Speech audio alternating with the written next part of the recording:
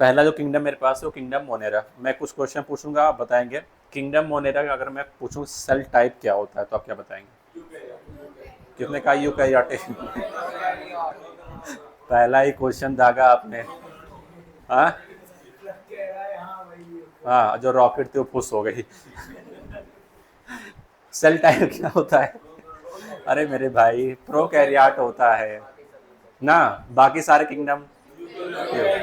अगर प्रोकैरियोटिक है इसके पास सेल टाइप, बताओ न्यूक्लियर मेम्ब्रेन एब्सेंट होगी। होगी या नहीं होगी? बढ़िया। बताइए इसके पास सेल वॉल कैसी होती है? Non cellulosic. तुम्हारी बात भी सही है, नॉन सेलुलोजिक होती है, तुम्हारी बात भी सही है। आगे नेक्स्ट क्वेश्चन इसके पास, इसमें मोड ऑफ न्यूट्रिशन क्या हो सकता है? अरे मैं मोड ऑफ न्यूट्रिशन पूछ रहा हूँ। मैं रुका हूँ, मैं रुका हूँ, तुम्हारा दिमाग रुक गया है। मेरा पैर रुका, तुम्हारा दिमाग रुक गया है।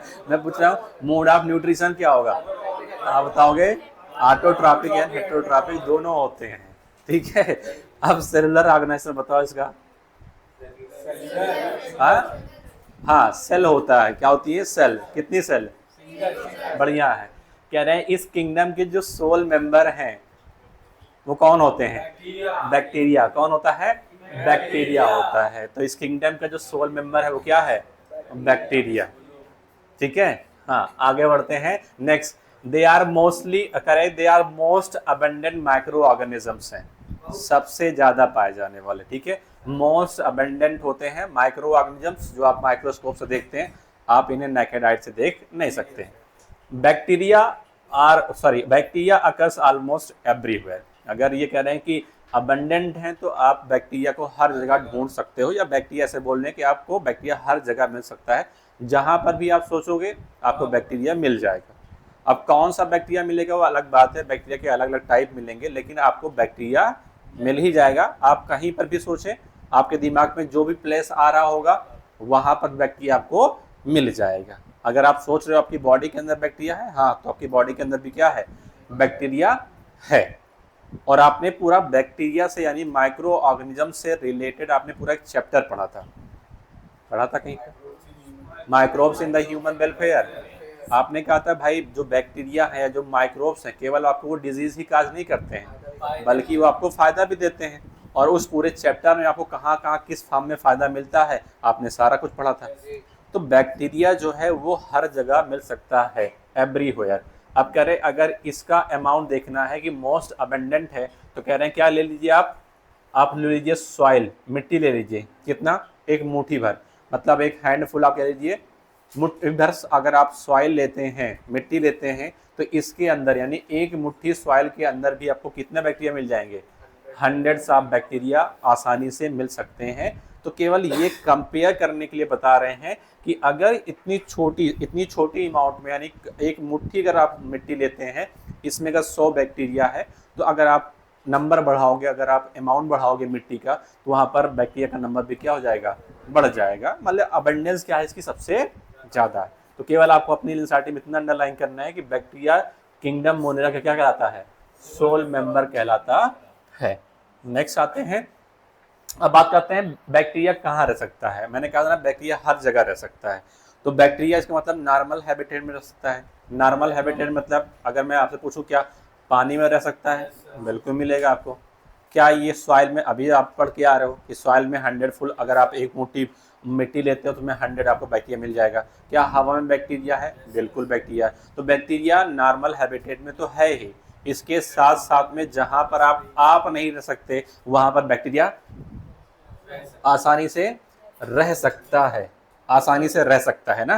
कह रहे हैं एक्सट्रीम हैबिटेट। एक्सट्रीम हैबिटेट का मतलब ऐसा हैबिटेट जहां पर नॉर्मल ऑर्गेनिजम्स नहीं रहते हैं, वहां पर भी बैक्टीरिया आसानी से रह सकता है। कह रहे हैं कि एक्सट्रीम हैबिटेट जैसे कि हॉट स्प्रिंग, गर्म झरने, जहां पर आप नॉर्मल ऑर्गेनिजम्स को नहीं पाएंगे लेकिन वहां पर भी बैक्टीरिया मौजूद होगा। डेजर्ट, कह रहे हैं डेजर्ट मतलब ये नहीं कि आप रेगिस्तान में ऊपर है, नहीं, बालू के नीचे जहां पर टेम्परेचर क्या होगा? बहुत ही ज्यादा होगा, वहां पर बैक्टीरिया आपको आसानी से मिल सकता है। स्नो, आप कहोगे सर जी बर्फ के ऊपर हम लोग भी तो रहते हैं कहीं कहीं, पूरा पूरा देश से कनाडा और क्या है हमेशा बर्फ से ढका रहता है, हमेशा टेम्परेचर क्या है, लेकिन हम बर्फ के ऊपर नहीं रहते हैं, ये ऐसा कुछ है? कि सिल्ली के ऊपर बैठे हुए, ऐसा तो नहीं है ना।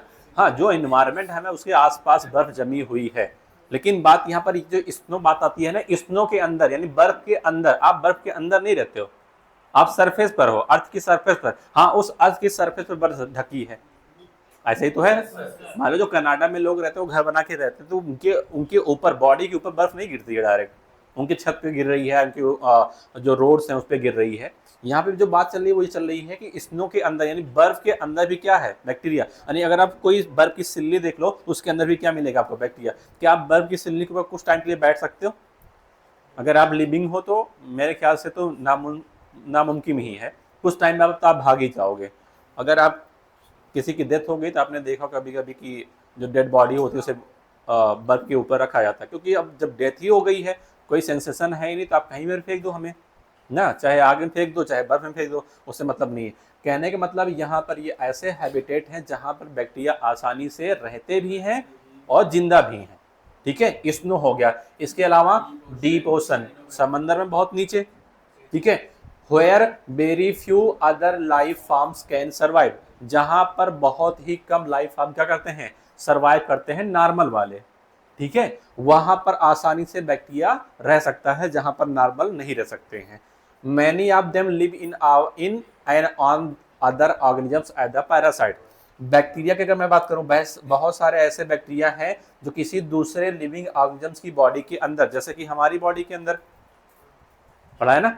इसके अलावा बहुत सारे ऐसे बैक्टीरिया हैं जो रूमिनेंट एनिमल्स होते हैं, उनके र्यूमेन में प्रेजेंट होते हैं। मैं आगे पढ़ाऊंगा आपको, मेथेनोजोन बैक्टीरिया होते हैं। ठीक है, तो बॉडी के किसी दूसरे ऑर्गेनिजम्स की बॉडी के अंदर हैं। और कभी कभी कुछ बैक्टीरिया ऐसे होते हैं जो बॉडी के ऊपर भी होते हैं, एज अ पैरासाइट। आपने कहा था एक्टोपैरासाइट के फॉर्म। अगर कोई पैरासाइट बॉडी के अंदर है तो एंडोपैरासाइट, अगर बाहर है तब एक्टोपैरासाइट। तो इतना क्लियर हो गया। चलिए नेक्स्ट है आपके पास, जहां से क्वेश्चंस बनता है वो ये है, बैक्टीरिया को क्लासिफाई किया गया है। और आपने ये वाला आपने टॉपिक पढ़ा था सेल के अंदर। ठीक है, बैक्टीरिया को क्लासिफाई किया गया है कितने कैटेगरी में, 4 कैटेगरी में। बेसिस क्या था, शेप के बेसिस पर। तो आपको ये तो पहले से पता था। अगर बैक्टीरिया का शेप कैसा है, अगर बैक्टीरिया का जो शेप है वो स्फेरिकल है, कैसा शेप है, अगर वो स्फेरिकल बैक्टीरिया है तो नाम क्या होता है इसका, कॉकस। क्या होता है, कॉकस। और अगर मैं इसे लिखता हूं प्लूरल, मतलब एक से ज्यादा है, इसका नाम क्या होता है, कोकाई। जैसे अगर आप इसे देखेंगे तो यहाँ पर जो शेप दिख रहा है, एक बैक्टीरिया कैसा दिख रहा है, यहाँ पर एक बैक्टीरिया आप देखिए, ये एक सिंगल बैक्टीरिया, ये वाला दिख रहा है आपको स्फेरिकल।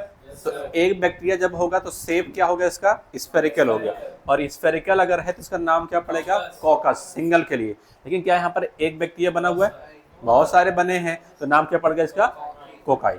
और अगर बैक्टीरिया का शेप कैसा है, रॉड शेप का है, तो नाम क्या पड़ेगा इसका, बैसिलस पड़ जाएगा। और प्लूरल होगा तो बैसिली। जैसे आप यहाँ पे देखें, अगर एक सिंगल बैक्टीरिया की मैं बात करता हूँ तो बैसिलस हो जाएगा, रॉड शेप दिख रहा है, और यहाँ पर एक से ज्यादा बने हुए हैं तो नाम क्या पड़ेगा इसका, बैसिली। ठीक है, नेक्स्ट बैक्टीरिया जो है, अगर शेप कॉमा शेप का होता है तो बैक्टीरिया का नाम होता है विब्रियम। अगर एक से ज्यादा है तब विब्रियो होता है। जैसे कि आप यहाँ पे देख लें, कॉमा शेप है ये, एक बैक्टीरिया का नाम क्या हो जाएगा, विब्रियम, और एक से ज्यादा है तब विब्रियो। और अगर शेप कैसा है इसका, स्पाइरल शेप का है, तो इसका नाम पड़ जाएगा स्पाइरिलम, प्लूरल में क्या कहलाएगा, स्पाइरिला। इतना क्लियर हो गया। तो अगर आपसे पूछा जाए कि शेप के बेसिस पर बैक्टीरिया कितने टाइप के, तो आप बताएंगे 4 टाइप के। तो शेप आपको याद रखना पड़ेगा, पहला शेप है spherical, rod shape, comma shape और स्पाइरल। अब इस शेप के बेसिस पर इसका नाम रखा गया है। स्फेरिकल होगा तो कॉकस होगा अकेला, रॉड शेप होगा तो बैसिलस होगा अकेला, कॉमा शेप होगा तो विब्रियम होगा अकेला, और स्पाइरल होगा तो स्पाइरिलम अकेला। अकेला मतलब अगर एक बैक्टीरिया है तब। अगर प्लूरल होगा तो ये सारे नाम आ जाएंगे। इतना क्लियर। ये हो गया आपका फिगर, और अपनी एनसीईआरटी में आप इन्हें अंडरलाइन कर सकते हो। चलिए, इसके अलावा यहीं पर एक क्वेश्चन बताइए, अगर मैं आपसे पूछूं कि बैक्टीरिया को क्लासिफाई किया गया था सेल वाले चैप्टर के अंदर on the basis of staining, staining के बेसिस पर दो टाइप के, ग्राम पॉजिटिव और ग्राम नेगेटिव। इसके अलावा भी बैक्टीरिया को क्लासिफाई किया जाता है on the basis of the mortality ना, फ्लैजेला प्रेजेंट है या एब्सेंट, मोटाइल और नॉन मोटाइल है। इसके अलावा भी एक लाइन वहां पर और लिखी थी, लेकिन पूरा फुल क्लासिफिकेशन वहां पर नहीं लिखा था। वहां पे ये बात लिखी थी कि जो बैक्टीरिया होते हैं उनके पास फ्लैजेला होता है, लेकिन जो फ्लैजेला का अरेंजमेंट होता है वो क्या होता है, अलग अलग टाइप का होता है। किसी के पास एक फ्लैजेला होता है, किसी के पास एक से ज्यादा होता है। अरेंजमेंट जो होता है वो अलग अलग टाइप का होता है। अगर इस फिगर से पूछा जाए कि बताओ कौन सा बैक्टीरिया जिसके पास स्पोर दिख रहा है, तब यहाँ पर देखो किसके पास दिख रहा है यहाँ पर फ्लैजेला, स्पाइरल, ठीक है ना। तो फिगर्स अगर पूछेगा तो पूछ सकता है। इसके अलावा देखें, अच्छा क्या वो बैक्टीरिया आपको स्पोर फॉर्म में नहीं दिख रहा है, कॉकी वाला, कॉकस वाला, ये वाला, ये भी तो आपको स्पोर ही फॉर्म में दिख रहा है ना। नेक्स्ट आगे आते हैं, चलिए। कह रहे हैं कि जो बैक्टीरिया का स्ट्रक्चर बहुत ही क्या है, सिंपल है। क्यों भाई सिंपल क्यों है? भाई सब सिंपल ऑर्गेनिज्म से एक ही सेल का है, ठीक है। और कैसा है, प्रोकैरियोटिक है, यूकैरियोटिक तो है नहीं। अगर वो यूकैरियोटिक होता तो यूकैरियोटिक सेल में आपने पढ़ा था कि कंपार्टमेंटलाइजेशन होता है। क्यों होता है कंपार्टमेंटलाइजेशन? अलग अलग काम करने के लिए नहीं भाई, यूकैरियोटिक सेल के अंदर कंपार्टमेंटलाइजेशन होता है। क्यों होता है? क्योंकि यूकैरियोटिक सेल के अंदर बहुत सारे सेल ऑर्गेनिल्स होते हैं, और कोई कोई ऐसा सेल ऑर्गेनिल्स होता है जिसके पास मेम्ब्रेन होती है नहीं होती? कुछ होते हैं सिंगल मेम्ब्रेन, कुछ होते हैं डबल मेम्ब्रेन, कुछ होते हैं मेम्ब्रेन लेस। तो अगर सेल के अंदर मेम्ब्रेन प्रेजेंट है तो आपको कंपार्टमेंट दिखेगा ना। अरे बोलो ना। तो अगर मैं कह रहा हूं कि यहाँ पर प्रोकैरियोटिक सेल है, तो प्रोकैरियोटिक सेल के अंदर क्या कोई सेल ऑर्गेनिल्स होता है? मेम्ब्रेन बाउंड सेल ऑर्गेनिल्स होता है? नहीं होता है। लेकिन हाँ, अगर कोई पूछे आपसे क्या सेल ऑर्गेनिल्स होता है, हाँ होता है। कौन सा होता है? राइबोसोम होता है, जो कि नॉन मेम्ब्रेनस होता है, ठीक है, लेकिन मेम्ब्रेन बाउंड नहीं होते। और मेम्ब्रेन बाउंड ना होने की वजह से इनके अंदर कोई भी मेम्ब्रेन अंदर सेल के अंदर यानी प्रोकैरियोटिक सेल के अंदर कोई मेम्ब्रेन प्रेजेंट नहीं होती है, तो इनके बॉडी के अंदर कंपार्टमेंटलाइजेशन नहीं होता। दूसरी बात अगर आपको याद होगा तो मैंने कहा था कि प्रोकैरियोटिक सेल के अंदर एक आपके पास कॉम्प्लेक्स न्यूक्लियस नहीं होता, मतलब वेल डेवलप न्यूक्लियस नहीं होता। वेल डेवलप न्यूक्लियस का मतलब होता है न्यूक्लियर मेम्ब्रेन का प्रेजेंट होना। तो क्या बताइए, बैक्टीरिया की सेल के अंदर कोई मेम्ब्रेनस न्यूक्लियस है? नहीं है, ठीक है। तो अगर मैं आपसे कह रहा हूं कि बैक्टीरिया का जो स्ट्रक्चर है बताओ सिंपल है कॉम्प्लेक्स है? बहुत ही सिंपल है, आसानी से एकदम सिंपल, क्योंकि एक ही मेम्ब्रेन है। अगर देखा जाए तो आपके पास जो यूनिवर्सल मेम्ब्रेन का नाम क्या है, आपके पास सेल मेम्ब्रेन। सेल मेम्ब्रेन के आउटर देखा जाए तो सेल वॉल मिल जाएगी। और कभी कभी आपके पास ये मिल जाता है, जो बैक्टीरिया होते हैं, कुछ बैक्टीरिया ऐसे होते हैं जिसके ऊपर क्या होता है, कैप्सूल होता है या तो स्लाइम लेयर होता है, ठीक है। तो आपके पास ये सब मिल सकता है, लेकिन अलग अलग बैक्टीरिया में अलग अलग होगा, ठीक है। बैक्टीरिया का स्ट्रक्चर कैसा है, सिंपल है, लेकिन बिहेवियर कैसा होता है, बहुत ही कॉम्प्लेक्स है। बिहेवियर कॉम्प्लेक्स होने मतलब है इनका अगर आप फॉर्म देखोगे तो ये अलग अलग फॉर्म में मिलते रहते हैं। साथ साथ इनका मोड ऑफ न्यूट्रिशन देखोगे तो बहुत खतरनाक है। इसके अलावा ये कहीं पर भी प्रेजेंट हो सकते हैं। तो बिहेवियर हिसाब से देखा जाए तो ये कैसे होते हैं, बहुत ही ज्यादा कॉम्प्लेक्स टाइप के होते हैं, ठीक है ना। Next, compare to the many other organisms. अगर आप बैक्टीरिया का कंपेरिजन करते हैं दूसरे ऑर्गेनिज्म से, तो bacteria as a group show the most extensive metabolic diversity. अगर आपने टेबल पढ़ा होगा तो टेबल में अगर सबसे ज्यादा कहीं पर मेटाबॉलिक डाइवर्सिटी थी तो किसमें था, मोनेरा के अंदर था। याद करिए आप, मोनेरा ही एक ऐसा ग्रुप था जिसके अंदर ऑटोट्रॉपिक और हेटेरोट्रॉपिक दोनों थे। और ऑटोट्रॉपिक में दोनों टाइप का था, कौन कौन सा, कीमो और फोटो ऑटोट्रॉपिक। और हेटेरोट्रॉपिक में भी दोनों था, कौन सा, सेप्रोफाइट और पैरासाइट दोनों। इसके अलावा कहीं और मैच कराओ कोई ना कोई एक ऑप्शन जरूर होगा, ठीक है। तो सबसे ज्यादा मेटाबॉलिक कहां पर डाइवर्सिटी मिलती है, तो आप बताओगे बैक्टीरिया के अंदर। ये क्वेश्चंस आपके नीट का है, आप इसे अंडरलाइन कर लें कि सबसे ज्यादा कौन सा ऐसा ग्रुप है जिसमें सबसे ज्यादा मेटाबॉलिक डाइवर्सिटी मिलती है, मोस्ट एक्सटेंसिव मेटाबॉलिक डाइवर्सिटी मिलती है, तो आप बताएंगे बैक्टीरिया, या अगर किंगडम पूछा जाए तो Monera. Some of the bacteria are the autotrophic. अब कोई मुझे डिफिनीशन बताए ऑटोट्रॉपिक का मतलब क्या होता है, ठीक है ना, जो अपना खाना खुद बना ले। अब खाना बनाना है ना, तो बनाने के लिए कुछ ना कुछ सोर्स इस्तेमाल करना पड़ेगा। अब वो चाहे लाइट के इस्तेमाल करे, चाहे वो केमिकल के इस्तेमाल करे, तो जो अपना खाना खुद बना ले उसका नाम ऑटोट्रॉपिक। तो बैक्टीरिया कैसा हो सकता है, ऑटोट्रॉपिक हो सकता है, लेकिन क्या सारे बैक्टीरिया ऑटोट्रॉपिक होते हैं? क्या ज्यादातर बैक्टीरिया ऑटोट्रॉपिक होते हैं? नहीं भाई।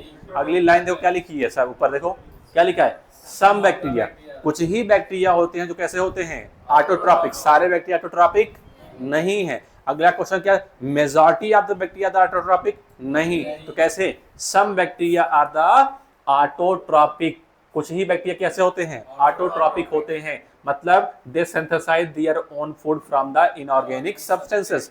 अब इनऑर्गेनिक को चाहे फोटोसिंथेसिस में इस्तेमाल कर ले और चाहे वो इनऑर्गेनिक केमिकल से बनाए।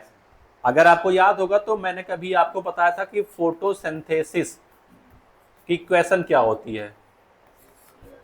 फोटोसिंथेसिस की इक्वेशन किसी को याद है?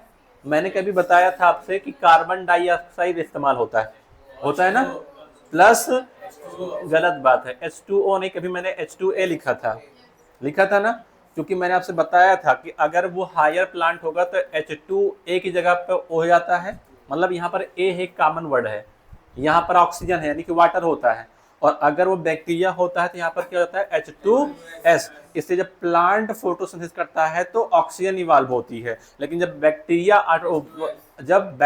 फोटोसिंथेसिस करता है तो यहाँ पर ऑक्सीजन इवोल्यूशन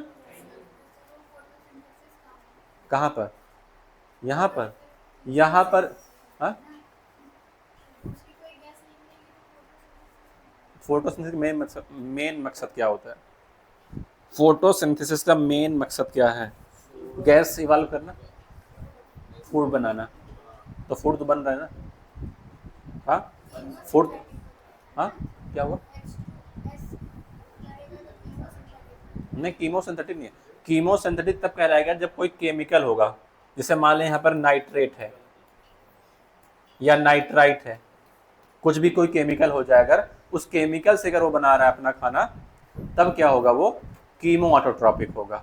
ठीक है, लेकिन अगर आप गौर से देखोगे एक वर्ड लिखा है यहाँ पर, फ्रॉम द इनऑर्गेनिक सब्सटेंसेस। अब देखो, अगर बैक्टीरिया फोटोसिंथेसिस करता है तब भी क्या यूज करता है, कार्बन डाइऑक्साइड और H2S। क्या ऑर्गेनिक है या इनऑर्गेनिक? कहीं जाना है भाई तो क्या है, दोनों लोग बतिया रहे हैं, खा नहीं पाए क्या, दाल अभी खत्म हो गई ना, तो पानी वानी पी लो फिर। अब काफी देर देख रहा हूँ तुम छटकारे मार रहे हो पानी वानी पी लो, ठीक है, चटनी दोबारा मिल जाएगी। हाँ अब सही है, चलो आगे पढ़ते हैं। देखो चाहे वो कीमो ऑटोट्रॉपिक हो चाहे वो क्या हो, फोटो ऑटोट्रॉपिक हो, जहाँ यहाँ पे जो केमिकल देखते हैं वो केमिकल कैसे होते हैं, इनऑर्गेनिक वाले होते हैं। ठीक है, तो दोनों का क्या इस्तेमाल होता है, inorganic substance. They may be photosynthetic autotrophic or the chemosynthetic autotrophic. जो बैक्टीरिया ऑटोट्रॉपिक होते हैं वो या तो फोटोसिंथेटिक ऑटोट्रॉपिक हो सकते हैं या तो वो कीमोसिंथेटिक ऑटोट्रॉपिक होते हैं। अगर कोई बैक्टीरिया फोटोसिंथेटिक ऑटोट्रॉपिक है तो फोटो माने क्या होता है, लाइट होता है। लाइट की प्रेजेंस में, लाइट से नहीं बल्कि लाइट की प्रेजेंस में केमिकल तो इस्तेमाल होगा, साथ साथ में लाइट की प्रेजेंस, और लाइट क्या करेगा, एनर्जी प्रोवाइड करेगा। क्या प्रोवाइड करेगा, एनर्जी। तो लाइट की प्रेजेंस में अगर कोई अपना खाना बना रहा है तो क्या हो जाएगा, वो फोटो ऑटोट्रॉपिक। और अगर कोई आपने ये कीमो ऑटोसिंथेसिस लिखा है, अगर कोई केमिकल की प्रेजेंस में, लेकिन बात है केमिकल दो टाइप का होता है भाई, मेरे भाई मैं आगे बैठा दूंगा, तुम आगे आ जाओ। मैं कह रहा हूं केमिकल दो टाइप का ना, इनऑर्गेनिक भी होता है और क्या होता है, ऑर्गेनिक होता है ना। जो कीमो ऑटोट्रॉपिक होते हैं, बताओ ऑर्गेनिक की मदद लेते हैं या इनऑर्गेनिक की? इनऑर्गेनिक। किस मदद से, इनऑर्गेनिक। तो अगर वो इनऑर्गेनिक केमिकल से अपना फूड बना रहा है तो उसका नाम क्या होता है, कीमोसिंथेटिक ऑटोट्रॉपिक। कितना क्लियर हो गया? अब एक वर्ड लिखा हुआ है नेक्स्ट लाइन पर, वास्ट मेजॉरिटी, यानी ज्यादातर जो बैक्टीरिया है, vast majority of the bacteria, most of bacteria कैसे होते हैं, हेटेरोट्रॉप्स हैं। तो कुछ ही बैक्टीरिया कैसे होते हैं, ऑटोट्रॉपिक होते हैं। ज्यादातर बैक्टीरिया कैसे हैं, हेटेरोट्रॉप्स हैं। अब बात आती है हेटेरोट्रॉप होंगे तो दो टाइप होगा, या तो सेप्रोफाइट होगा या तो पैरासाइट होगा। They depends on the other organisms. Other organisms लिखा है, मतलब ये कैसा ऑर्गेनिजम्स है, लिविंग या नॉन लिविंग? ये लिविंग है। कैसा है ये, लिविंग। और अगर कोई लिविंग के ऊपर है तो पैरासाइट के फॉर्म में होगा। अगली बात करते हैं on the dead organic matter. भाई डेड है ऑर्गेनिक मैटर, आपने कई बार पढ़ा है। अगर कोई डेड ऑर्गेनिक मैटर से अपना खाना लेता है उसे कहते हैं क्या है, हम सेप्रोफाइट के नाम जानते हैं। इतना क्लियर हो गया। तो बैक्टीरिया का जो मोड ऑफ न्यूट्रिशन होता है उसमें सबसे ज्यादा क्या मिलती है आपके पास, डाइवर्सिटी मिलती है। बैक्टीरिया फोटोसिंथेटिक भी हो सकते हैं, कीमोसिंथेटिक भी हो सकते हैं, पैरासाइट भी हो सकता है और सेप्रोफाइट भी हो सकता है। ठीक है, अब बैक्टीरिया क्लास पढ़ने जा रहे हैं। सबसे पहला जो बैक्टीरिया क्लास उसका नाम है क्या, आर्कीबैक्टीरिया। क्या नाम है, आर्कीबैक्टीरिया। कह रहे हैं ये ऐसे बैक्टीरिया होते हैं जहां पर आप सोच नहीं सकते, बेचारे प्रेजेंट होते हैं। ठीक है, आर्किया माने होता है प्रिमिटिव टाइप का। These bacteria are special. कह रहे हैं ये बैक्टीरिया कैसे होते हैं, बहुत ज्यादा स्पेशल। अब कह रहे हैं स्पेशल है, अगर है तो क्यों है, कह रहे हैं ये स्पेशल क्यों है। They live in the some of the most harsh habitat. Harsh माने होता है सबसे बुरा, सबसे खराब, जितना भी आप सोच सकते हो कितना खराब हो सकता है हैबिटेट, वहां पर ये प्रेजेंट हो सकते हैं। ठीक है, तो क्या लिखा है, ये स्पेशल है। क्यों स्पेशल है, क्योंकि ये ऐसे इन्वायरमेंट में या ऐसे हैबिटेट में रहते हैं, हार्श हैबिटेट में रहते हैं जहां पर कोई नॉर्मल ऑर्गेनिजम्स रहना नहीं चाहता। सच एज, अब कह रहे हैं कि वो हार्श हैबिटेट क्या हो सकता है, वो हार्श हैबिटेट हो सकता है एक्सट्रीम साल्टी एरिया। बताओ, अगर मैं किसी के ऊपर नमक डाल दूं तो नमक क्या होता है, गला देगा सेल से पानी निकाल लेता है, होता है ना। अरे भाई आपने कभी गांव में जोंक मारी है ना, कह रहे हम हत्यारे नहीं है, अच्छी बात है, नहीं हो कोई बात नहीं है, लेकिन कभी कभी अपनी जान बचाने के लिए अपना प्रोटेक्शन करना पड़ता है। तो आपने अगर जोंक के ऊपर आपने नमक डाला जहां पर वो चिपकी होती है वहां थोड़ा छोड़ करके भाग, क्यों भाई, उसकी बॉडी के अंदर ऐसा रिएक्शन स्टार्ट होता है, वो भागना चाहती है उस इन्वायरमेंट से ना, इसलिए आपको छोड़ देती है आराम से कि मेरी जान बख्शो और मैं तुम्हें छोड़ दे रहा हूँ। तो नमक करता क्या है, नमक अगर आपने डाल दिया तो कंसंट्रेशन क्या है, ज्यादा है, पानी कम है ना, यानी हाइपरटोनिक कंडीशन आती है। और आपने पढ़ा है कि वाटर का जो मूवमेंट होता है वो कहाँ से कहाँ होता है, हाई कंसंट्रेशन से लो। अब बताओ, अगर मैं सोल्यूशन की बात करता हूँ तो आपने पढ़ा होगा सोल्यूशन दो टाइप का होता है, दो नहीं टाइप होगा, लेकिन मैं दो बता रहा हूँ आपको। एक होता है हाइपोटोनिक, एक होता है हाइपरटोनिक, एक आइसोटोनिक भी होता है ना। हाइपोटोनिक का मतलब वो होता है जहां पर वाटर कंसंट्रेशन क्या है, ज्यादा, या बोल दो ऐसा, हाइपोटोनिक वो होगा जहां पर साल्ट कंसंट्रेशन क्या होता है, कम होता है। हाइपरटोनिक वो होता है जहां पे पानी क्या हो, कम हो, लेकिन साल्ट क्या हो, ज्यादा।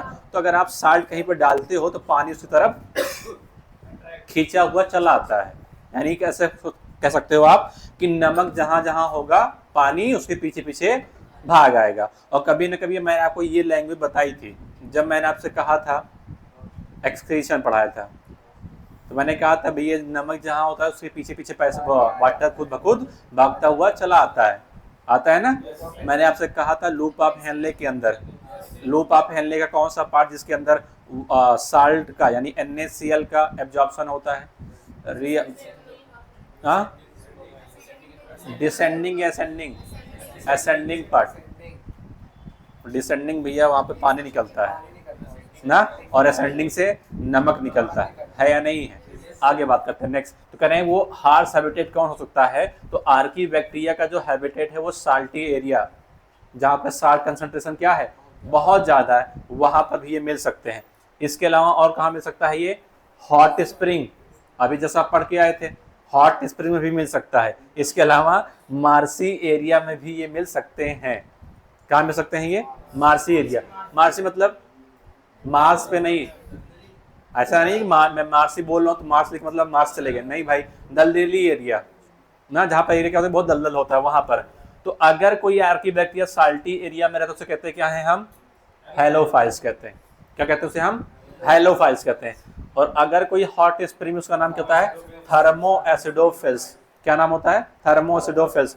और अगर कोई मार्सी एरिया में उसका नाम होता है मेथेनोजेन। और ये किसी से छुपा नहीं है, मैं कभी ना कभी से आपको पढ़ाया था, पढ़ा था ना आपने, बस आप याद करिए कहाँ पढ़ा था आपने, बढ़िया है। इसके अलावा कहीं और भी था, हाँ पढ़ाएंगे। तो देखो यार, जो मैं आपको पढ़ा रहा हूँ ना, अगर आप थोड़ा बोर्ड पे ध्यान दोगे तो मैं कह रहा हूँ कि आपको दोबारा पढ़ने की जरूरत नहीं पड़ेगी, और पूछा भी यही जाएगा, इसके अलावा कुछ नहीं पूछा जाने वाला है। ठीक है, तो सारा ध्यान बोर्ड पे रखो। अगर कभी थकना स्टार्ट कर दोगे तो बोल देना, मैं रुक जाऊंगा 2 मिनट के लिए, मैं कंटिन्यू बोल रहा हूँ, तुम तो सुन ही रहे हो ना। तो बात आती है हैबिटेट कितने टाइप के होंगे यहाँ पर, 3। साल्टी एरिया पर है तो नाम क्या पड़ जाएगा, हेलोफाइल। अगर हॉट स्प्रिंग में तब थर्मोसिटोफाइल्स, और अगर मार्सी एरिया में तो है मेथेनोजन।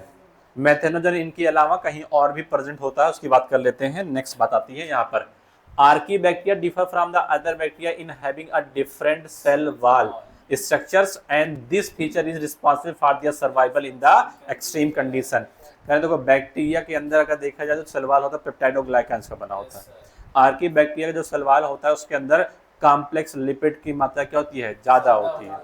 तो अगर मैं आपसे ये कह रहा हूँ कि बताओ आर्कीबैक्टीरिया एक्सट्रीम कंडीशन, क्वेश्चन ऐसे ही आएगा कि आर्कीबैक्टीरिया एक्सट्रीम कंडीशन पे रह सकता है, इसके पीछे रीजन क्या है, वो कौन सा स्ट्रक्चर है सेल का, आर्कीबैक्टीरिया का, जो इसे एक्सट्रीम हैबिटेट में रहने के लिए आराम से फेवरेबल बना देता है, वो कौन है, सेल वॉल। तो आर्कीबैक्टीरिया दूसरे बैक्टीरिया से क्या है, अलग है, क्योंकि इनका सेल वॉल क्या होता है, अलग होता है, डिफरेंट होता है। तो ये क्वेश्चन आपसे पूछा जा सकता है कि आर्कीबैक्टीरिया दूसरे बैक्टीरिया से अलग हैं, और अलग हैं तो क्यों हैं, किसकी वजह से, आप बताएंगे सेल वॉल की वजह से। और ये सेल वॉल स्ट्रक्चर डिफरेंट होने की वजह से ही ये हार्श हैबिटेट में आसानी से रह सकते हैं। Next, methanogens are present in the gut of the several ruminant animal. इसका मतलब अगर मैं आपसे पूछूं कि मेथेनोजन कहाँ कहाँ हो सकता है, कहाँ कहाँ मिलेगा, मार्सी एरिया मिल सकता है, इसके अलावा कहाँ मिल सकता है, गट में मिल सकता है ना। किसके गट में, कह रहे हैं कि रूमिनेंट एनिमल, हमारे गट में मिल सकता है आर्कीबैक्टीरिया, नहीं, क्योंकि हम रूमिनेंट नहीं, बैठ के कहीं जुगाली कर रहे होते ना, चुंगली करते रहते, लेकिन जुगाली, अरे ये तो होता है ना यार, ऊपर वाले भी जानते हैं किसको क्या करना है। तो जानवर हैं, उन्हें फूड डाइजेस्ट करने के लिए जुगाली दिया है, और हमारे अंदर बात पच जाए, कोई बात पच जाए, उसके लिए मैं चुंगली दिया है ना, ताकि हम किसी दूसरे कान भरते रहें और आराम से एंजॉय करते रहें ना। तो जुगाली करते हैं और हम चुंगली करते रहते हैं। तो मेथेनोजन और कहाँ पर है, gut of the ruminant animal such as the cow and the buffalo. आपने देखा भी होगा गाय और भैंस को आराम से बैठ करके जुगाली करते हुए। एंड दे आर, ऐसा नहीं कि दोनों लोग आपस में कभी कान में फुसफुसा रहे हों कि यार वहाँ घास बहुत अच्छी है, वहाँ तो ले ही नहीं गए हम लोग को ना, वहाँ लेके जाते हैं जहाँ पर घास है ही नहीं, पत्थर चराते रहते हैं, पता नहीं क्या इनके दिमाग में चलता रहता है, ऐसा कुछ है, होगा। कम्युनिकेशन है उनके अंदर, लेकिन इस लेवल कम्युनिकेशन नहीं है। अगर इस लेवल कम्युनिकेशन हो जाए तो बगावत हो जाएगी फिर भाई, यही तो है ना। कम्युनिकेशन उनके अंदर भी है, लेकिन कुछ स्पेशल काम करने के लिए ही क्या उनके पास कम्युनिकेशन है हाँ, वो चीज़ अलग बात है, वो आपसे अच्छे ज़्यादा है। लेकिन अगर मैं कहूँ इस लेवल के कम्युनिकेशन हो जाए कि हम बात करने से कहाँ पे हमें जाना है, कहाँ पे नहीं जाना है, तो क्या करेंगे, जैसे ही आप रस्सी खोलेंगे वो खुद ब खुद डिसाइड कर लेंगे कहाँ जाना है।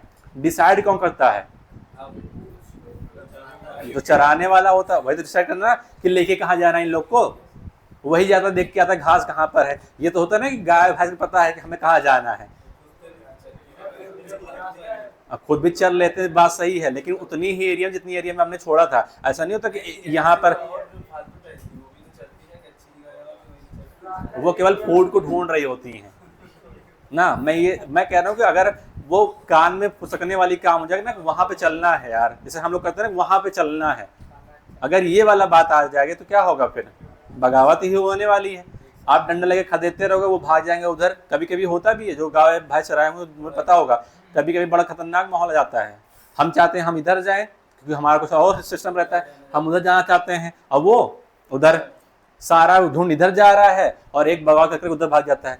तो पूरा दिन आप मुझसे ढूंढते रह जाते कहाँ गया वो, क्योंकि वो कहीं गुम हो जाएगा तो नुकसान अपना हो जाएगा। और आजकल तो भाई सस्ता तो कुछ है नहीं, आप एक भैंस लेने चले जाइए, लाख रुपए रखिए, अगर आप अच्छी भैंस चाहते हो तब ना, वैसे ही चाहते हो तो आपको कुछ भी मिल सकता है। तो बात है डिमांड कैसी है आपकी, और आप लोग अगर कुछ खरीदोगे तो अच्छा ही तो खरीदोगे ना। तो लाख रुपए तो आराम से है, मिनिमम रेट देखा जाए अच्छी भैंस का तो 70 से 80 हज़ार ये तो मिल ही जाता है। तो फिलहाल जो भी है, आप डॉक्टर बनने जा रहे हो तो आप गाय भैंस छोड़िए। फिलहाल आप जैसे जो जानवर हैं इनकी बातें नहीं, वो भी अच्छी बात है, उनके भी अच्छा क्या है कि स्कोप है, पूरा सिस्टम है, अलग से पूरा चल रहा है, ऐसा बात कुछ। देखो कोई भी चीज़ गलत नहीं है, कोई भी चीज़ कम नहीं है किसी से, वो हमारी सोच पे डिपेंड करता है। मैंने एक यूट्यूब चैनल देखा था, एक डॉक्टर हैं, लेडी हैं, वो उन्होंने बीएमएस किया था। तो लोगों ने उनसे पूछा कि आपने बीएमएस क्यों किया। उन्होंने एमबीबीएस सीट मतलब वो हाँ एमबीबीएस सीट छोड़ दी थी। उनका सिलेक्शन हुआ था एमबीबीएस में, उन्होंने उनका पूरा का जो पूरा मूड था वो हम बीएमएस करेंगे, आयुर्वेदा को आगे बढ़ाएंगे, आयुर्वेदा से लोगों का ट्रीटमेंट करेंगे, सस्ता और अच्छा करेंगे, परमानेंट वाला करेंगे। ठीक है, उन्होंने एमबीबीएस सीट नहीं ली, उन्होंने बीएमएस लिया, और बीएमएस लेने के बाद में वो अपना स्कोप बढ़ा लिया आगे। ठीक है, तो जो भी है वो सही, सब बढ़िया है। आजकल तो नया सिस्टम चलने वाला है, एक नया रूल आने वाला है कि 10th पास के बाद भी आप बीएमएस में आप एडमिशन ले सकते हैं, उसका कोई एग्ज़ाम होगा। हाँ हाँ, नहीं कोई बात नहीं है, आप बात ये है ना, पहले आप डिसाइड कर लो आपको बीएमएस ही करना है, वो आप पर डिपेंड करता है। अगर आपको बीएमएस वो इसीलिए आ रहा है ताकि आप पहले सोचो कि जो हम करने जा रहे हैं वो आप सही है या नहीं। पता नहीं कर रहे, कोई दिक्कत नहीं, कौन सा अवेलेबल तो बहुत बड़ा पढ़ा दिया जाता है।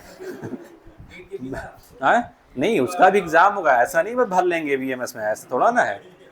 तो मतलब क्या रहेगा फिर नीट का, नहीं उसका भी एग्जाम होगा, या होगा कोई सिस्टम बनाए नीट के थ्रू ही कर दें। लेकिन हाँ वो बात ये है कि वो 10th के बाद आपको एक ऑप्शन दे रहे हैं, अगर आप आयुर्वेदा में जाना चाहते हो, अगर आप एक हाँ केवल आयुर्वेदा के लिए, केवल आयुर्वेदा के लिए, हाँ नहीं ये सब नहीं, मतलब ये है कि अगर आप डॉक्टर नहीं, डॉक्टर के अलावा आयुर्वेद को क्या कहते हैं भाई, अरे वो वैद, अगर आप वैद लिखना चाहते हो, आजकल सारे वैद डॉक्टर ही लिखते हैं, लेकिन अगर आप हाँ जो भी है, लेकिन अगर आप वैद लिखना चाहते हो, लिखने कोई दिक्कत तो नहीं है यार, आप बहुत अच्छे डॉक्टर होते हैं ना, उसकी भी अलग अलग पद्धति होती है, आप पढ़िए। कह रहे हैं अच्छा स्कोप है आजकल इंडिया में, हर चीज़ का स्कोप है, जो भी आप करना चाहते हो सबका स्कोप है, अलग अलग लाइनें हैं जो आप डिसाइड कर लो, सबका स्कोप है। लोग कहीं और बैठे हैं, काम कहीं और कर रहे हैं, मतलब आप समझ सकते हो। हाँ कुछ चीज़ ऐसी होती हैं, आपने देखा होगा ऐसे, क्या है ये, हाँ छोटा सा रूम होता है, बाहर ऐसे लगी होती है, ये कीलें लगी होती हैं, हाँ ऐसे मान लो छोटा सा 5x5 का रूम है, इसी में आपको खाना भी है, इसी में आपको टॉयलेट पेशाब सब कुछ करना है, और यहाँ पर सलाखें लगी होती हैं, समझ गए होंगे ना। ये भी है, लोग यहाँ पर बैठ के भी अपना सिस्टम पैसा मांग रहे हैं आजकल, तो जहाँ पर भी आप जाना चाहते हो जा सकते हो। समझ में तुम्हें आ गया। लेकिन मैं कहूँगा आप एक अच्छे इंसान हैं तो आप एक अच्छे इंसान तरह अच्छा काम करिए, ताकि समाज की सेवा हो सके, और जो गरीब हैं, जो उस चीज़ को अचीव नहीं करते, आप उनकी मदद करिए। ये तो कोई भी कर सकता है यार ना, कोई आके बैठ करके नीट एग्जाम दे और सेलेक्ट होकर डॉक्टर बन के दिखाए ना, ये जो मैंने अभी बताया ये तो कोई भी कर सकता है भाई, सबको अपनी जान क्या है, प्यारी है, कोई भी कर सकता है इसे, और बहुत सारे लोग आपको मिल जाएंगे। लेकिन मैं कह रहा हूँ वो चीज़ छोड़ करके कोई आकर के ये दिखाया मुझे करके, ये करने में ज़्यादा मेहनत है, वो तो कोई मेहनत नहीं। जाके अगर बॉडी अच्छी है, 2-4 को मार दो कभी, जा करके कर सकते हो आराम। बॉडी अगर आपकी अच्छी है, 2-4 ढापड़ में किसी मार सकते, जो कमजोर हैं उन्हीं को मार करके आप कुछ भी कर सकते हो ना, ये तो करना ही है। यही होता है। लेकिन कोई वहां से निकल करके आए, ये पढ़े और पढ़ के एग्जाम दे, एग्जाम में कम्पिटिट करे, उसके बाद कुछ अचीव करे, ये क्या है, एक बड़ी बात है जो आप कर रहे हो ना। आप एक अच्छे इंसान हो, और अच्छे इंसान की तरह आप अच्छे लोगों की आप भलाई करिए, अच्छे लोगों की। कभी जरूरत अगर पड़ जाएगी तुम्हारे हाथ में, कभी देखो यार, आप ऐसे प्रोफेशन में हो, जब आप कभी मेडिकल कॉलेज में आपकी पोस्टिंग लगेगी तो आपको हर टाइप के लोग मिलेंगे, आपको उनका भी इलाज करना पड़ जाएगा जिससे आप कभी बात भी नहीं करना चाहते हैं ना, और उनका भी इलाज करना पड़ जाएगा जिसे आप बहुत ज़्यादा प्यार करते हैं। बस मतलब हाँ उन्हीं के लिए कर रहे हो, अच्छी बात है, आपको करना भी चाहिए उन्हीं के लिए। नहीं अपनी अपनी सोच है, अब तुम कहाँ जा सकते हो ये अलग बात है ना, लेकिन वही तो मैंने कहा ना कि वो अपनी अपनी सोच है भाई उनका प्यार जो है जरूरी नहीं जो आप सोच रहे वही हो, उनका प्यार कहीं और हो सकता है। हाँ बिल्कुल हो सकते हैं और जरूरी भी है, वो ना होते तो आप कहाँ आते। बात ये है कि मैं यहाँ अब यहाँ पर आते हैं फिलहाल। तो बात ये है मेरी, आपको पढ़ना चाहिए कि अच्छा इंसान बनना चाहिए लाइफ में। अच्छा इंसान देखो, अच्छा कोई नहीं बन सकता, बुरा बन तो कोई बन सकता है, लेकिन अच्छा बनने के लिए आपको बहुत कुछ सेक्रीफाई करना पड़ता है। ठीक है, तो आपको अच्छा इंसान बनना चाहिए, ना कि आपको बुरा इंसान बनना चाहिए। भौकाल अपनी जगह है यार, बहुत सारे अच्छे ऐसे इंसान हैं जो अच्छा काम करके ऐसी मदद कर देते हैं लोगों की जो कि पता भी नहीं चलता कि हमने किसकी मदद की है, और वो भी नहीं समझता किसने मेरी मदद की है। तो आपको ऐसा काम करना चाहिए कि जिससे कि आपको दिखावा ना हो, बस आप, हाँ वही बात है, करते रहिए आप। और आप देखिए, आप एक इंसान हो और इंसान के अंदर सबसे अच्छी चीज होती है उसके अंदर इंसानियत ना, और वो अगर जिसके अंदर है वो सबसे बेस्ट है, सबसे सर्वश्रेष्ठ है। ठीक है, तो बात भाई हम क्यों पीछे रहे, हम क्यों पीछे रहे अपने प्रमोशन से यार, बताइए। तो क्यों पीछे रहे हम, तो सबसे क्या बनना है आपको। अगर मैंने ये नाम लिख दिया है तो अब इसमें कुछ छुपाने वाली बात नहीं है। मैंने जो नाम लिखा है ये सबसे अच्छा नाम होता है, मतलब श्रेष्ठ एक अलग बात है, लेकिन उसमें अगर ये वर्ड लग गया है मतलब अब इसके अलावा कुछ और, इसके आगे कुछ और नहीं है, तो आपको ये बनना है क्योंकि आप यहाँ पे ये बनने आए हो। ठीक है, साथ साथ में डॉक्टर, ठीक है, जरूरी है। आगे तो बताओ मेथेनोजन कहाँ प्रेजेंट है, गट में प्रेजेंट है। डॉक्टर बन जाओ उसमें कुछ भी बन जाना। Gut of the several ruminant animal, जैसे कि काऊ हो गया, buffalo, and they are responsible for the production of the methane. अच्छा, बायोगैस आपने पढ़ा था कभी, बायोगैस में कौन कौन सी गैस थी।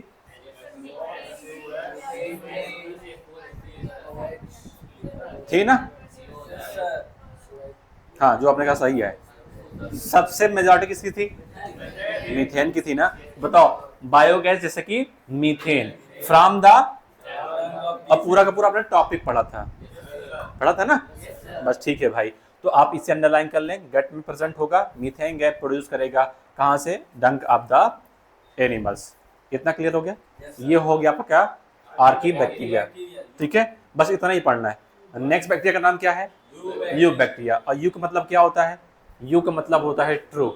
यू का मतलब क्या होता है, ट्रू बैक्टीरिया। अब ट्रू अगर है इसका मतलब ये नहीं कि ये यूकैरियोटिक हो गया, ट्रू का मतलब ये नहीं है कि ये यूकैरियोटिक हो गया, बस आर्की बैक्टीरिया से क्या है डिफरेंसेस, ऐसे मैंने क्या कहा, इसे true bacteria. There are thousands of the different the you bacteria are the true bacteria. और कहने की बात नहीं है, नीट ये भी पूछता है और ये पूछा है, एक स्टेटमेंट में आया था, बताओ यू बैक्टीरिया क्या होता है, तो ये पूछ सकता है, आप देख सकते हो ना। They are characterized by the presence of the rigid cell wall. अगर वो उसके पास क्या, यू बैक्टीरिया उसके पास क्या होगा, सेल वॉल होगा। किस मटेरियल का बना है, रिजिड नहीं मेरे भाई, हाँ ठीक है, rigid cell wall and if motile. और अगर बैक्टीरिया मोटाइल है तब क्या उसके पास होगा, और अगर मोटाइल नहीं है तब, ठीक है, नॉन फ्लैजेलेटेड होगा। चलिए इसके अलावा पढ़ते हैं साइनोबैक्टीरिया, कभी नाम सुना आपने, और क्या कहते हैं इसे हम, ब्लू ग्रीन एल्गी कहते हैं।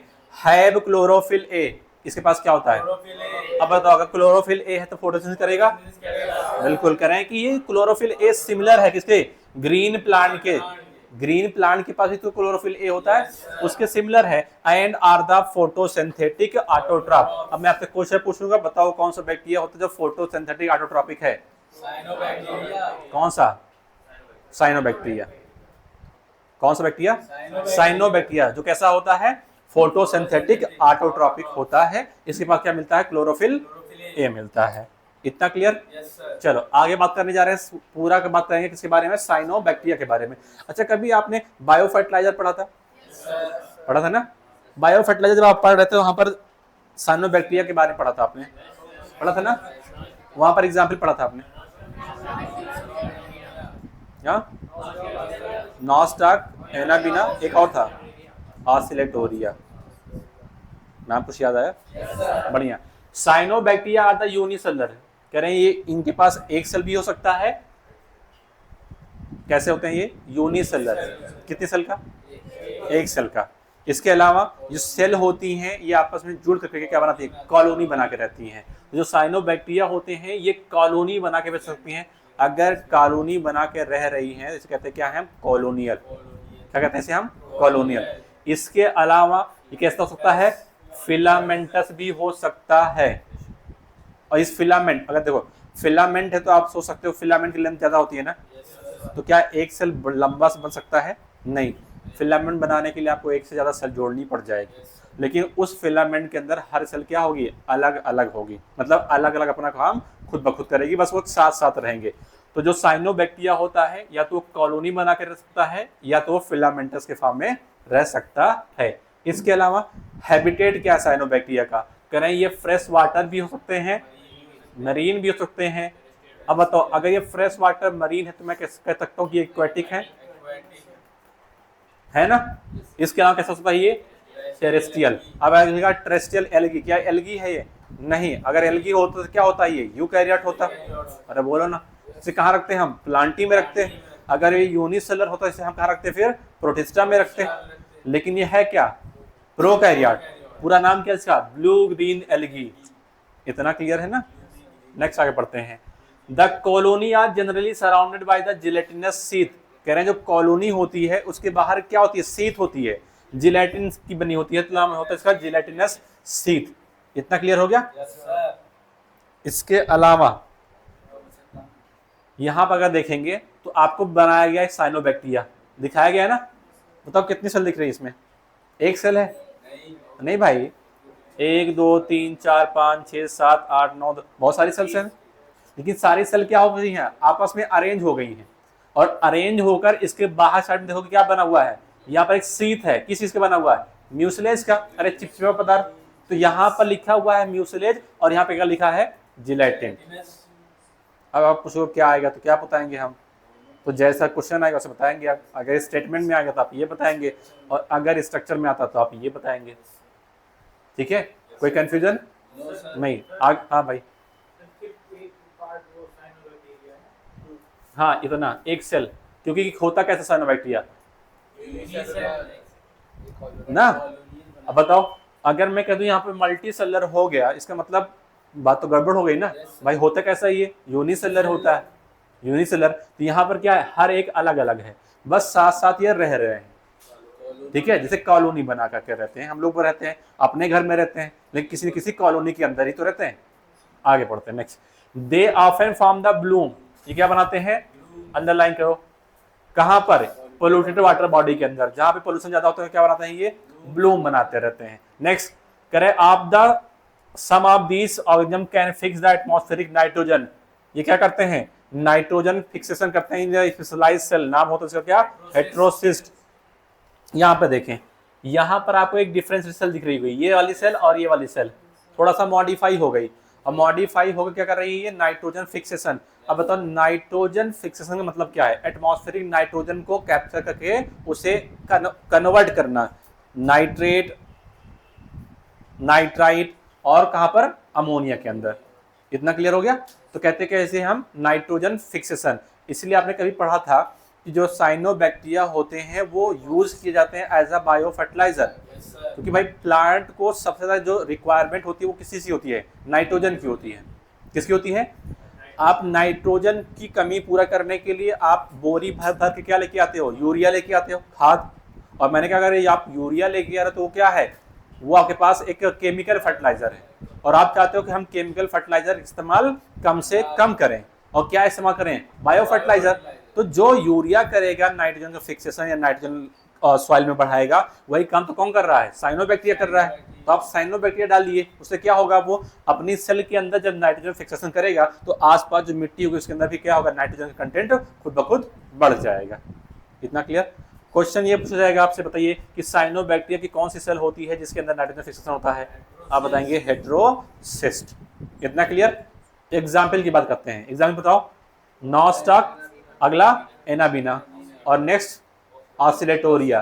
तो जहां पर आपके इंसार्टे में लिखा हुआ है इसका दो का नाम, एक सामने इसके बगल में और लीजिए आप ऑसिलेटोरिया, ताकि आपको याद रहे कि ऑसिलेटोरिया भी क्या होता है, साइनोबैक्टीरिया होता है। यहां पे जो फिगर बना किसका बना हुआ है, ये नॉस्टॉक का, किससे बना हुआ है? नॉस्टॉक का बना हुआ है। इतना क्लियर? अरे बोलो।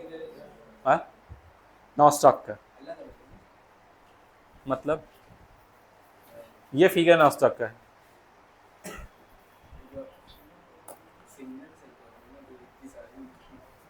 वो एक एक्सेल क्या है, नॉस्टॉक की है ना। हाँ नेक्स्ट भाई, अगली बात करते हैं।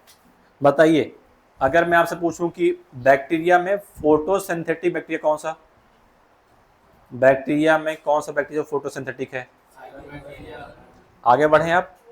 आपने पढ़ा था मूड ऑफ न्यूट्रिशन में, कुछ क्या होते हैं? फोटोसिंथेटिक होते हैं, कुछ क्या होते हैं? कीमोसिंथेटिक ऑटोट्रॉपिक होते हैं। तो अब हम जो पढ़ने जा रहे हैं, कौन सा बैक्टीरिया पढ़ने जा रहे हैं? Chemosynthetic bacteria. लिखा है बैक्टीरिया ऑक्सीडाइज, पहला प्रोसेस। जो कीमोसिंथेटिक बैक्टीरिया होते हैं वो क्या करते हैं? ऑक्सीडेशन करते हैं। क्या करते हैं? ऑक्सीडेशन। किसका करते हैं? ऑर्गेनिक या इनऑर्गेनिक? इनऑर्गेनिक सब्सटेंस का। और वो इनऑर्गेनिक कौन कौन सा? जैसे कि नाइट्रेट, अगला कौन सा है? Nitrites and the ammonia, and use the release energy for their ATP production. यानी कि जो कीमोसिंथेटिक ऑटोट्रॉपिक बैक्टीरिया होते हैं, ये अपना एटीपी बनाने के लिए, क्या बनाने के लिए? एटीपी बनाने के लिए किसका ऑक्सीडेशन करते हैं? ये इनऑर्गेनिक सब्सटेंसेस का। और उसमें नाम क्या आता है? पहला नाइट्रेट, नाइट्राइट और अमोनिया। यानी ये अपना इनऑर्गेनिक केमिकल से क्या बनाते हैं? फूड बनाते हैं। इन्हें कह सकते हैं हम क्या? Chemosynthetic autotrophic. इसके अलावा they play a greater role in the recycling nutrient. ये न्यूट्रिएंट को रिसाइकलिंग भी करते हैं। कौन कौन सा न्यूट्रिएंट? ये आपके लिए क्वेश्चन अभी तक नहीं बना है, लेकिन जब बनेगा आपके लिए बहुत इंपॉर्टेंट होगा। नाइट्रोजन होगा, फास्फोरस होगा, आयरन होगा और कौन होगा? सल्फर। ये आपके पास नाइट्रोजन हो गया, ये सल्फर हो गया, ये आपके पास आयरन हो गया और ये हो गया फास्फोरस। फास्फोरस क्या? पी या के? पी ना। के क्या होता है? पोटेशियम। तो बताइए कौन कौन सा न्यूट्रिएंट्स है जिसका ये रिसाइकलिंग करता है? नाइट्रोजन हो गया, फास्फोरस हो गया, आयरन एंड द सल्फर। इतना है क्लियर? ये हो गया आपके पास क्या? Autotrophic bacteria. कौन सा बैक्टीरिया? मैंने आपको फोटोसिंथेटिक ऑटोट्रॉपिक पढ़ा दिया और दूसरा कीमोसिंथेटिक। अब बात करते हैं हम हेट्रोट्रॉपिक बैक्टीरिया की। अगली bacteria heterotrophic bacteria are the most abundant in the nature. अभी जैसे हम पढ़े थे इससे पहले कि अगर मैं कंपेयर करूं ऑटोट्रॉपिक और हेट्रोट्रॉपिक में कौन ज्यादा? हेट्रोट्रॉपिक ज्यादा होते हैं। Majority are important decomposer. कभी आपने पढ़ा था डिकम्पोजर? अरे बोलो ना यार। डिकम्पोजिशन प्रोसेस के अंदर कितने स्टेप थे? कौन बताएगा? अरे सारे बताएंगे ना, चलो बताओ। क्या? पहला फ्रेगमेंटेशन था, लीचिंग था, कैटाबोलिज्म था, ह्यूमिफिकेशन था, मिनरलाइजेशन था। कुछ याद आया? याद तो आया ही होगा। बढ़िया है, बढ़िया है। तो जो आपके पास हेट्रोट्रॉपिक बैक्टीरिया होते हैं वो क्या करते हैं? वो इंपॉर्टेंट क्या है? डिकम्पोजर। इस लाइन को आप अंडरलाइन करें।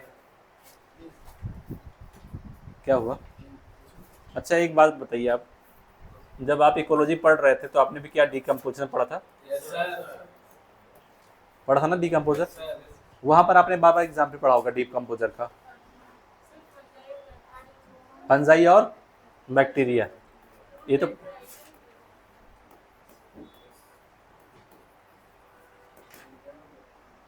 जो डिट्राइटस होते हैं वो डिकम्पोजर नहीं होंगे।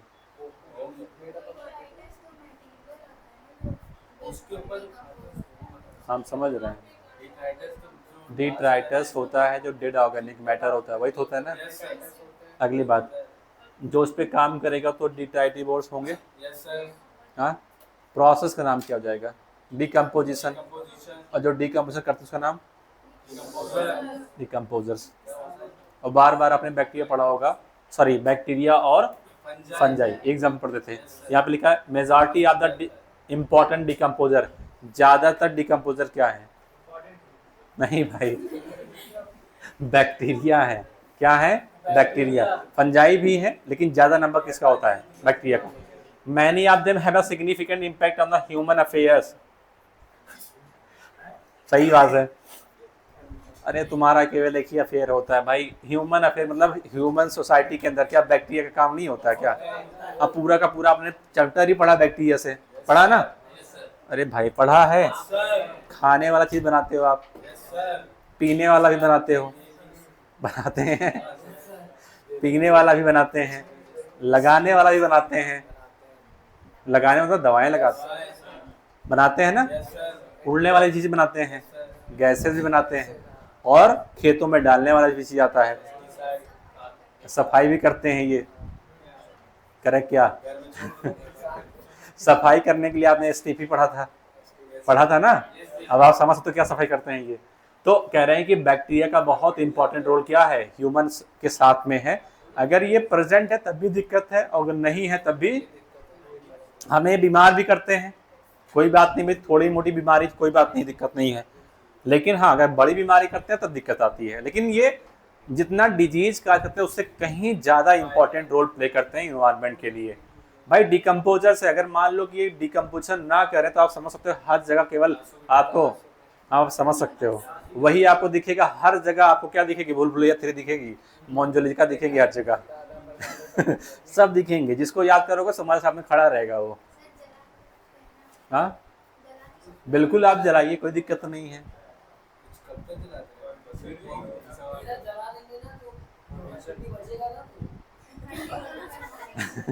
आजकल तुम्हारी हड्डी इतनी मजबूत नहीं है।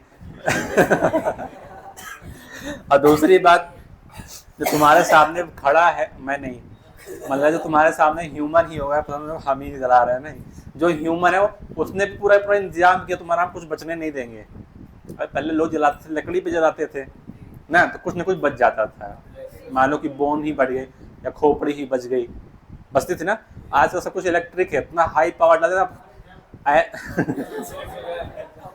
ये लोकल लैंग्वेज हमारी साइड की जम्मा से, वो बात अच्छी है।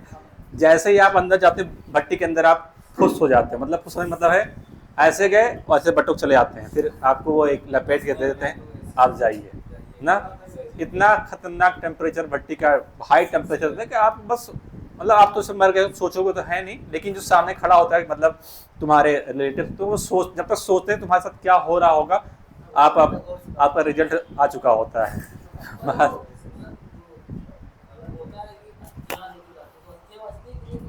अब वो प्रोसेस हो सकता है, मैंने कभी देखा नहीं है, हो सकता है उन्होंने कुछ इंतजाम किया, क्योंकि सबकी आस्था है ना, तो उन्होंने कुछ इंतजाम किया होगा कुछ राख इकट्ठा करने का, तो वो थोड़ा बहुत बच जाता होगा। क्योंकि कोई भी प्रोसेस होगी, कोई भी मशीन है, वो 100% एफिशिएंट तो नहीं है, थोड़ा बहुत वो बाय प्रोडक्ट देखी जाएगी ना, तो थोड़ा बहुत बच जाता है, उसे आपको भर के दे देते हैं। आप अपनी आस्था के अनुसार जहाँ पर फेंकना चाहे आप फेंक सकते हो ना, चाहे आप उसे गंगा में लेके जाइए, और चाहे कुछ लोग होते हैं कहते हैं कि हमारी अस्थियों को हमारे इन्वायरमेंट में डाल दीजिए, मतलब हम पूरे इन्वायरमेंट में फैले रहेंगे हमेशा। वो अलग अलग अपनी सोच होती है, जैसी सोच होती है। फिलहाल ये है, मेरा कहने का मतलब ये है, ये तो ह्यूमन की बात हो गई। जैसे मान लो कि ह्यूमन अपना काम कर जाएगा, लेकिन क्या केवल ह्यूमन ही मरता है, इसके अलावा कोई और मरता नहीं है? और जितने भी लिविंग हैं सारे मरते हैं, मरते नहीं मरते हैं? हाँ, पता चला ह्यूमन ने अपना इंतजाम तो कर लिया जलाने का, दफनाने का इंतजाम तो कर लिया, बाकी जो प्लांट्स हैं, एनिमल्स हैं, जब वो मरेंगे बेचारे क्या करेंगे हम? तो पता चला कि हमने अलग से डिपार्टमेंट बना के रखा है पूरा का पूरा, जो जहाँ मरेगा उसको इकट्ठा लेके आएंगे, जलाएंगे। आजकल भी है, बहुत सारे लोग सेवा कर रहे हैं, लेकिन वो फिर पूरा का पूरा चलेगा। मतलब कहने का मतलब ये है कि इनका ये जो रोल है डिकम्पोजिशन वाला बहुत इंपॉर्टेंट है, बहुत इंपॉर्टेंट है। बड़े बड़े एनिमल कितने मर के चले गए, गायब हो गए, पता नहीं चला कहाँ गायब हो गए। और खाया कौन? जो दिखाई नहीं देता, ये तो है ना, खाया वो जो दिखाई। भाई बैक्टीरिया कभी आपको दिखाई देता है ऐसे? हाँ, आप कोई एनिमल किसी का एनिमल मान लो जो घर में है वो मर जाएगा, तो आप कहीं दूर घर से छोड़ के आते हो बगिया में, कुछ दिन बाद, महीना 2 महीने बाद देते हो कि पूरा का पूरा जानवर गायब हो जाता है। कहाँ गया? उड़ गया? नहीं, प्रोसेस चल रही है तो डिकम्पोजिशन की, गायब हो जाता है पूरा का पूरा। ठीक है, तो हाँ कुछ पूछना है?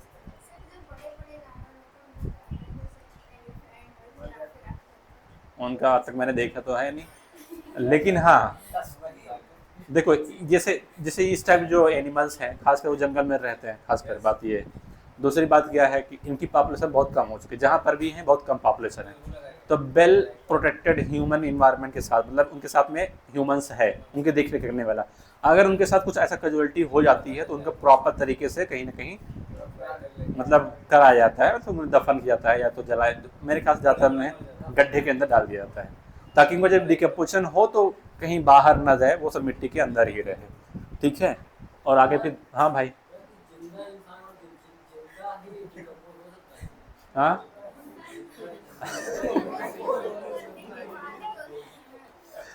मुझे बताओ आप, रुक जाओ मेरे भाई, रुक जाओ, क्वेश्चन सही पूछा उसने, बस दिमाग में थोड़ा सा आ जाए। ये बताओ डिकम्पोजिशन की जो प्रोसेस होती है वो लिविंग होती है नॉन लिविंग होती है? लिविंग पे डेड पर? आपने कहा ना डिकम्पोजिशन का मतलब क्या है, ऐसा डिकम्पोजर जो डेड ऑर्गेनिक मैटर। तो हम जिंदा हैं तो बैक्टीरिया हमसे थोड़ा दूर रहता है कि हम अभी प्रोसेस अपना स्टार्ट नहीं करेंगे। डिकम्पोजिशन की जो प्रोसेस होती है वो डेड ऑर्गेनिक मैटर पर होती है। ठीक है ना, बढ़िया। अब आगे बढ़ जाए? ठीक है ना, कुछ और पूछना है? जल्द कहीं जाना है? हाँ प्रोटिस्टा भी पढ़ाएंगे ना, पूरा पढ़ाएंगे, कोई दिक्कत नहीं है। मैं क्लास मैं आज 3 घंटे पढ़ाऊंगा। कौन सा तुम्हारा दिमाग लग रहा है इसमें? नहीं लग रहा है ना? सोना है। अब सोना का कह रहे हो तो अलग अलग चीज़ होता है, वो किस लैंग्वेज में आप बोल रहे हो समझ लो ना अपना। ठीक है, खरीदने का मूड होगा तो बहुत महंगा है, सोने का मूड है तो टाइम नहीं तुम्हारे पास, और सोना बाबू अगर होंगे तो बहुत दूर रहेगा, वो गलत चीज़ है, नहीं करना चाहिए। आप अभी आपकी एज मतलब कि ये है कि आप अभी उस सिचुएशन में नहीं हो, पहले आप कुछ बन जाओ उसके बाद सोना बाबू कर लेना। बस हो गया मेरे भाई। दे आर हेल्पफुल बैक्टीरिया जो आपके पास, भाई मेरे भाई दादा, जो हेट्रोट्रॉपिक बैक्टीरिया है आपके लिए क्या है? हेल्पफुल है। क्या बनाने के लिए? पहला नाम आया कर्ड ना, कर्ड क्या आपने बनाया था? किस बैक्टीरिया से? बढ़िया। इसके अलावा production of the antibody, sorry antibiotics, वहां पर आपने, गलत बात है भाई, आपने पेनिसिलिन बनाया था, फंजाई से बनाया था, वो फंजाई है। यहाँ पे बहुत सारे आपके पास स्ट्रेप्टोमाइसिन करके आपके पास एंटीबायोटिक्स है, बहुत सारे एंटीबायोटिक्स हैं जो बैक्टीरिया से भी निकाली जा रही हैं। ठीक है, इसके अलावा नाइट्रोजन फिक्सेशन क्या आपने कराया था लेग्यूम प्लॉट के अंदर?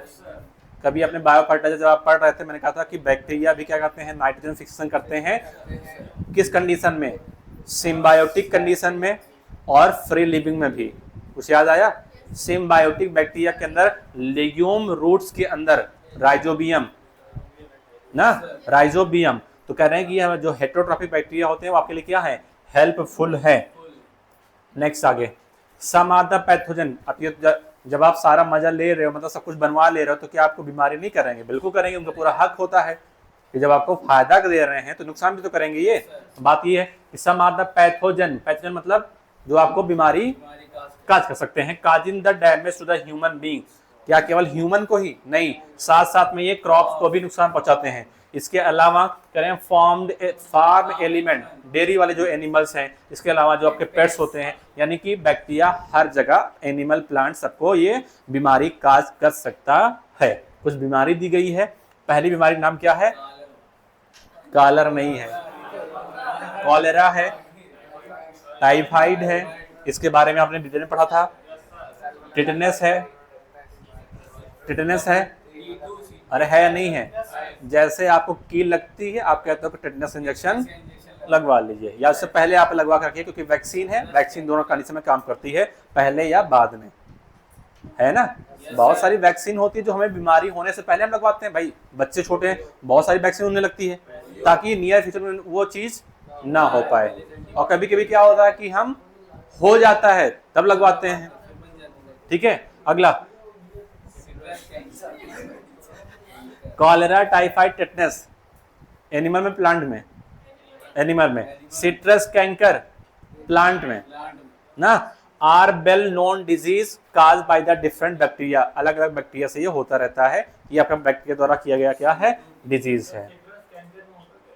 सिट्रस कैंकर बीमारी का नाम है भाई। प्लांट को क्या हो जाता है? हाँ ये तो मुझे नहीं पता है, नहीं है। अगर आप कहोगे तो मैं ढूंढ के निकाल के आपको बता सकता हूँ। तो कोई बात नहीं, आप सिट्रस कैंकर याद रखिए बस। ठीक है, चलिए, बात सब कुछ सही है। नुकसान भी पहुंचा रहे हैं आपको, फायदा भी दे रहे हैं, तो क्या अपना नंबर नहीं बढ़ाएंगे? बिल्कुल उनका हक बनता है कि नंबर बढ़ाओ आप। Bacteria reproduce mainly by the fission. Fission मतलब 1 से 2 हो जाते हैं 20 मिनट के अंदर ना, 1 से 2 हो जाते हैं 20 मिनट के अंदर फिजन। और फिजन जो है सेक्सुअल रिप्रोडक्शन या एसेक्सुअल, ये एसेक्सुअल का तरीका होता है, ठीक है। किसका होता है? एसेक्सुअल तरीका होता है। यहाँ पे देख सकते हो आप, ये पूरा एक बैक्टीरिया का सेल था, पहले एक बैक्टीरिया था, उसने क्या किया, नंबर बढ़ाने के लिए अपनी सेल को डिवाइड कर लिया, तो 1 से कितने हो गए? 2 हो गए। नंबर क्या होगा? पहला 1 था, अब क्या हो गया? 2 हो गया, नंबर बढ़ चुका है। तो मेनली जो बैक्टीरिया होते हैं क्या करते हैं? वो फिजन करते हैं। अच्छा बताओ कौन सा सेल ऑर्गेनिज्म जो फिजन करता है? माइटोकॉन्ड्रिया है या नहीं? कभी पढ़ा था आपने? करे नहीं, अब मैं पढ़ाया, जितने पढ़ा होगा सेल वाले चैप्टर के अंदर माइटोकॉन्ड्रिया, माइटोकॉन्ड्रिया के अंदर भी जो डिवीजन होता है किससे होता है? वो फिजन से होता है, नंबर बढ़ जाता है, ठीक है। अच्छा किस सेल के अंदर माइटोकॉन्ड्रिया का नंबर ज्यादा होगा? किस सेल में माइटोकॉन्ड्रिया का नंबर ज्यादा होगा? एक्टिव सेल या इनएक्टिव सेल्स? अरे भाई जितनी ज्यादा एक्टिव होगी उतनी ज्यादा क्या होगा? माइटोकॉन्ड्रिया का नंबर उसमें क्या होगा? ज्यादा होगा तो दोनों में ना। अगर यूकैरियोटिक सेल है तो होगा तो दोनों में, लेकिन किसमें नंबर ज्यादा होगा? जो ज्यादा एक्टिव होगा। अगला इसके अलावा समटाइम अंडर अनफेवरेबल कंडीशन। जब कंडीशन क्या होती है इसके लिए? Unfavourable, they produce the spore. ये क्या बनाते हैं? स्पोर बनाते हैं। कंडीशन क्वेश्चन आएगा कि जब बैक्टीरिया अनफेवरेबल कंडीशन में होता है तो अनफेवरेबल कंडीशन को पास करने के लिए क्या बनाता है? ये स्पोर बनाता है, ठीक है ना। नेक्स्ट आपके पास है, आप पे भी अप्लाई होता है कभी कभी। आप जैसे कभी कभी कुछ लोग होते, जैसे आप लोग हैं, अगर आप चाहते हो कि आप नीट एग्जाम दो और क्रैक करो, 1 साल लगे 2 साल लगे, तब डिसीजन करते हो। कुछ बच्चे ऐसे आते हैं जो आते तो जोश के साथ में है, लेकिन जब देखते हैं सिलेबस इतना ज़्यादा है तो वो फिर डिप्रेस नहीं, वो सप्रेस हो जाते हैं। फिर कहते हैं हमें ये जो 1 साल है किसी तरीके से काटना है। अब काटने के लिए क्लास छोड़ करके कहाँ बैठे रहते हैं? अपना रूम से सोते रहते हैं, टहलते रहते हैं। वो क्या है? वो टाइम गुजार रहे हैं। जैसे टाइम वो उनका क्या है? 1 साल ये अनफेवरेबल है। जैसे टाइम गुजर जाएगा, एग्जाम हो जाएगा, रिजल्ट आना उन्हें पता है रिजल्ट क्या आएगा, बताते हैं अब हमें ये नहीं करना, कुछ और करना है, वो अपना ये अनफेवरेबल कंडीशन छोड़ करके फेवरेबल में जाते हैं। वैसे बैक्टीरिया के पास है, लाइफ में कभी अगर अनफेवरेबल कंडीशन आएगी तो क्या बना लेंगे? ये स्पोर बना लेंगे। और जब फेवरेबल आएगी तो स्पोर क्या करेगा? जर्मिनेट करेगा, या स्पोर से क्या बन जाएगा? नया बैक्टीरिया बनकर तैयार हो जाएगा। इसके अलावा they also reproduce by the sort of the sexual reproduction. ये सेक्सुअल रिप्रोडक्शन भी करते हैं, लेकिन कि ये प्रिमिटिव टाइप करते हैं। Reproduce by the adopting a primitive type of the DNA transfer. एक प्रिमिटिव टाइप क्या होता है? DNA transfer from the one bacteria to the other bacteria. ये एक बैक्टीरिया से दूसरे बैक्टीरिया में क्या करते हैं? डीएनए को ट्रांसफर कर देते हैं, और डीएनए ट्रांसफर कहलाता है क्या? इनका सेक्सुअल रिप्रोडक्शन। तो अगर मैं आपसे पूछूं कि बताओ बैक्टीरिया कौन सा रिप्रोडक्शन करता है? सेक्सुअल या सेक्सुअल? दोनों करता है। एसेक्सुअल में ज्यादातर क्या करते हैं? ये फिजन करते हैं, अनफेवरेबल कंडीशन में ये स्पोर बना लेते हैं। और सेक्सुअल रिप्रोडक्शन इनका जो है बहुत ही पुराना टाइप का है, क्योंकि ये खुद ऑर्गेनिज्म ही कैसा है? बहुत ही पुराना टाइप का है, ठीक है। क्या करते हैं ये? Sexual reproduction. और अपने सेक्सुअल रिप्रोडक्शन में करते क्या है? ये डीएनए को ट्रांसफर करते हैं एक सेल से दूसरे सेल के अंदर। इतना क्लियर? अरे बोलो ना, बैक्टीरिया हो जाता खत्म ना। अब इसके अलावा मुझे पता है क्या पता है, इसके अलावा एक छोटा सा टॉपिक है जिसका नाम क्या है? माइकोप्लाज्मा। अच्छा कभी मैंने आपको पढ़ाया था प्रोकैरियोटिक सेल, पढ़ाया था। और प्रोकैरियोटिक सेल का मैंने एग्जाम्पल बताया था आपको, कुछ याद आया?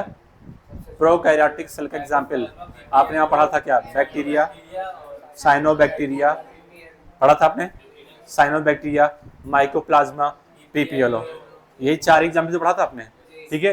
तो माइकोप्लाज्मा एक अलग सा टॉपिक आता है, कह रहे ऑर्गेनिजम्स है that completely lack the cell wall. इनके पास सेल वॉल नहीं होती। अगली बात, they are smallest living cells, सबसे स्मॉलेस्ट हैं, लेकिन अगर पीपीएलओ है तब ना बढ़िया है। इसका साइज क्या होता है? थोड़ा सा ज्यादा होता है किसे? पीपीएलओ से।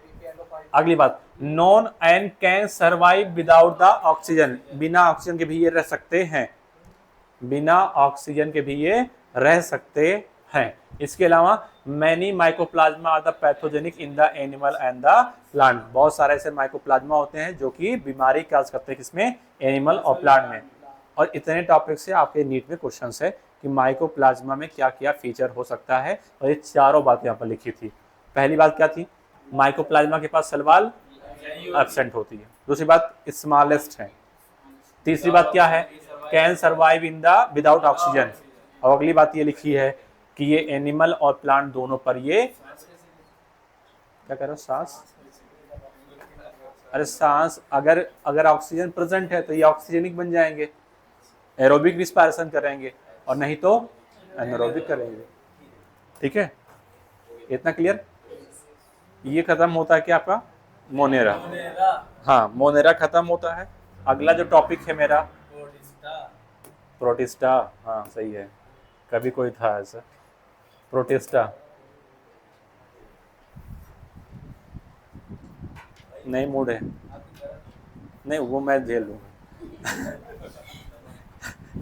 बात ये है, अगला जो टॉपिक मेरे पास आएगा वो आएगा फंजाई, फंजाई ना, और फंजाई पढ़ाने के लिए कल फ्राइडे ना, फिर सैटरडे, तो मेरे पास 2 दिन बचेगा। तो फंजाई थोड़ा सा बड़ा भी है, थोड़ा सा समझने वाली बात भी है, इसलिए मुझे क्या करना पड़ेगा, प्रोटिस्टा आज पढ़ना पड़ेगा। छोटा सा टॉपिक है, 2 बजे तक हो जाएगा। हाँ क्या कह रहे हैं, ब्रेक दे दें? तो कितने मिनट के ब्रेक लोगे आप बताओ? नहीं आप पानी वानी पी लीजिए, उसके बाद मैं बढ़ा देता हूँ। नहीं